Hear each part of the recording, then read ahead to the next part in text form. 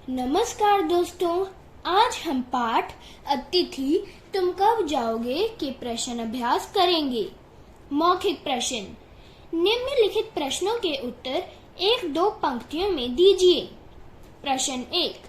अतिथि कितने दिनों से लेखक के घर पर रह रहा है? उत्तर: अतिथि 4 दिनों से लेखक के घर पर रह रहा है। प्रश्न 2। कैलेंडर की तारीखें किस तरह फड़फड़ा रही हैं? उत्तर: कैलेंडर की तारीखें अपनी सीमा में नम्रता से फड़फड़ा रही हैं। प्रश्न 3। पति पत्नी ने मेहमान का स्वागत कैसे किया? उत्तर: पति पत्नी ने मेहमान का स्वागत स्नेह भरी मुस्कुराहट से किया। प्रश्न 4। दोपहर के भोजन को कौन सी गरिमा प्रदान की गई? उत्तर: दोपहर के भोजन को लंच की गरिमा प्रदान की गई। प्रश्न 5। तीसरे दिन सुबह अतिथि ने क्या कहा? उत्तर: तीसरे दिन अतिथि ने अपने कपड़े धोबी को देने के लिए कहा। प्रश्न 6। सत्कार की ऊष्मा समाप्त होने पर क्या हुआ? उत्तर: सत्कार की ऊष्मा समाप्त होने से अतिथि को डिनर में खिचड़ी दी जाने लगी। लिखित प्रश्न उत्तर। प्रश्न 1। निम्नलिखित प्रश्नों के उत्तर 25 से 30 शब्दों में लिखिए। क। लेखक अतिथि को कैसी विदाई देना चाहता था? उत्तर: लेखक अतिथि को भावभीनी विदाई देना चाहता था, लेकिन ऐसा संभव नहीं हो सका क्योंकि मेहमान घर से जाने का नाम ही नहीं ले रहा था। ख। पाठ में आए निम्नलिखित कथनों की व्याख्या कीजिए। पहला, अंदर ही अंदर कहीं मेरा बटुआ कांप गया। उत्तर: घर में बिन बुलाए मेहमान के आने से लेखक घबरा गया और मेहमान के आने से अचानक होने वाले खर्च से उसका बटुआ कांप उठा। यथार्थ में भी ऐसा हुआ है। अतिथि के कई दिनों तक रुकने के कारण लेखक का बजट बिगड़ गया, जिससे वह मेहमान के बारे में सोच सोचकर परेशान हो गया। प्रश्न 2। अतिथि सदैव देवता नहीं होता, वह मानव और थोड़े अंशों में राक्षस भी हो सकता है। उत्तर: लेखक इन पंक्तियों के माध्यम से कहना चाहता है कि मेहमान कुछ ही समय के लिए उचित रहता है। अगर मेहमान अधिक दिनों तक किसी के घर में ठहरता है तो वह देवता नहीं रहता, कुछ समय के पश्चात वह राक्षस कहलाने लगता है। इसलिए हमें किसी के घर ज्यादा दिनों तक नहीं ठहरना चाहिए। तीसरा, लोग दूसरे के होम की स्वीटनेस को काटने न दौड़ें। उत्तर: इन पंक्तियों में लेखक कहता है कि सभी लोगों को दूसरों के घरों में रहना अच्छा लगता है, लेकिन अगर ऐसा होता तो सभी लोग दूसरे के घर ही रहते, जबकि अपने घर की महत्ता भी तो कुछ कम नहीं है, जिसकी वजह से लोग अपने घर को स्वर्ग कहते हैं।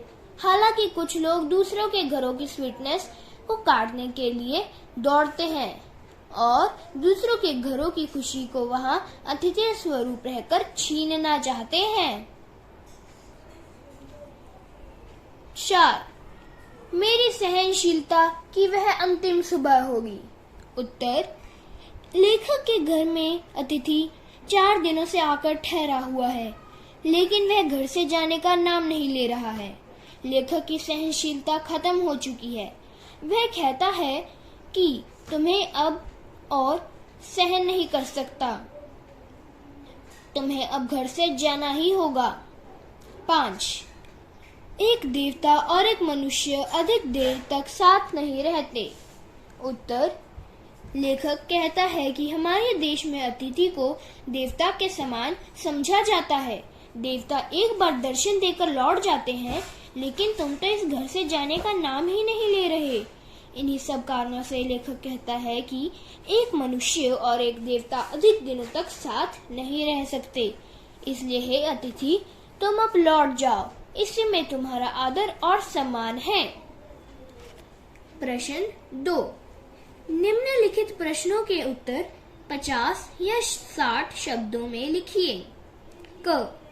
कौन सा आघात अप्रत्याशित था और उस पर लेखक का क्या प्रभाव पड़ा? उत्तर: लेखक के घर में अतिथि को आए हुए 2 दिन बीत चुके थे, लेकिन वह जाने का नाम नहीं ले रहा था। तीसरे दिन अतिथि ने कपड़ों को धोबी को देने की बात कही। यह बात सुनकर लेखक का बहुत बड़ा आघात हुआ। लेखक ने यह कभी भी नहीं सोचा था कि एक छोटी सी मुलाकात कब इतनी बड़ी बन जाएगी। लेखक को पहली बार इस बात का आभास हुआ कि अतिथि हमेशा देवता नहीं होता है, वह कुछ समय के पश्चात राक्षस भी हो सकता है। मेहमान कुछ समय तक ही अच्छा लगता है, उसके पश्चात वह भोज कहलाने लगता है। ख. संबंधों का संक्रमण के दौर से गुजरना। इस पंक्ति से आप क्या समझते हैं?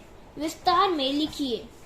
उत्तर: लेखक कहता है कि किसी भी अतिथि का कुछ समय के लिए रुकना उचित रहता है।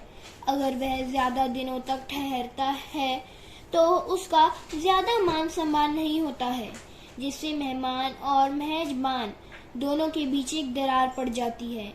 अतिथि के घर में आने पर जो सौहार्द पहले दिन बनता है वो उसके ज्यादा दिनों तक ठहरने के कारण समाप्त हो जाता है।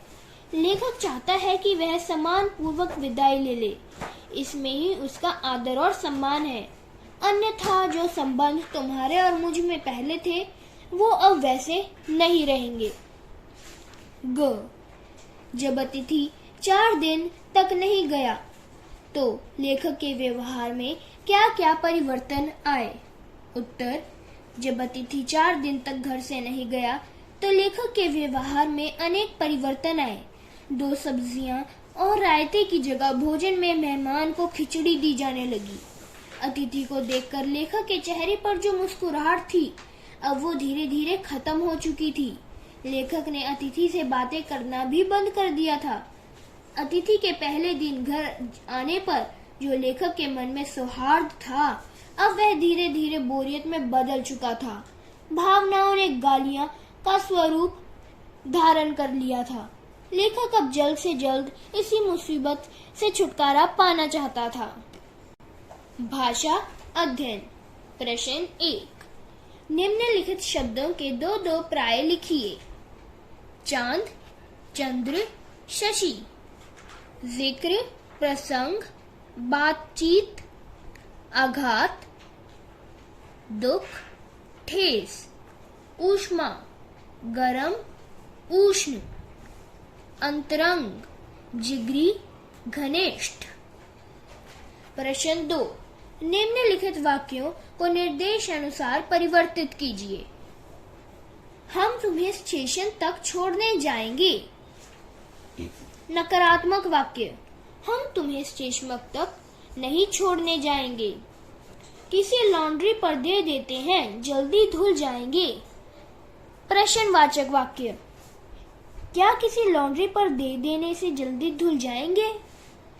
सत्कार की ऊष्मा समाप्त हो रही थी। भविष्यत्काल: सत्कार की ऊष्मा समाप्त हो जाएगी। इनके कपड़े देने हैं। स्थान सूचक प्रश्नवाची: इनके कपड़े कहाँ देने हैं? कब तक टिकेंगे ये? नकारात्मक: कब तक नहीं टिकेंगे ये? प्रश्न 3, पाठ में आए इन वाक्यों में चुकना क्रिया के विभिन्न प्रयोगों को ध्यान से देखिए और वाक्य संरचना को समझिए। क. तुम अपने भारी चरण कमलों की छाप मेरी जमीन पर अंकित कर चुके। ख. तुम मेरी काफी मिट्टी खोद चुके। ग. आदर सत्कार के जिस उच्च बिंदु पर हम तुम्हें ले जा चुके थे। घ. शब्दों का लेन देन मिट गया और चर्चा के विषय चुक गए। ड. तुम्हारे भारी भरकम शरीर से सलवट्टे पड़ी चादर बदली जा चुकी और तुम यही हो चुकी। प्रश्न 4, निम्नलिखित वाक्य संरचनाओं में तुम के प्रयोग पर ध्यान दीजिए। लॉन्ड्री पर दिए कपड़े धुलकर आ गए और तुम यहीं हो। तुम्हें देखकर फूट पड़ने वाली मुस्कुराहट धीरे धीरे फीकी पड़कर अब लुप्त हो गई है। तुम्हारे भरकम शरीर से सिलवटें पड़ी चादर बदली जा चुकी। कल से मैं उपन्यास पढ़ रहा हूँ और तुम फिल्मी पत्रिका के पन्ने पलट रहे हो। भावनाएं गालियों का स्वरूप ग्रहण कर रही है, पर तुम जा नहीं रहे। धन्यवाद दोस्तों।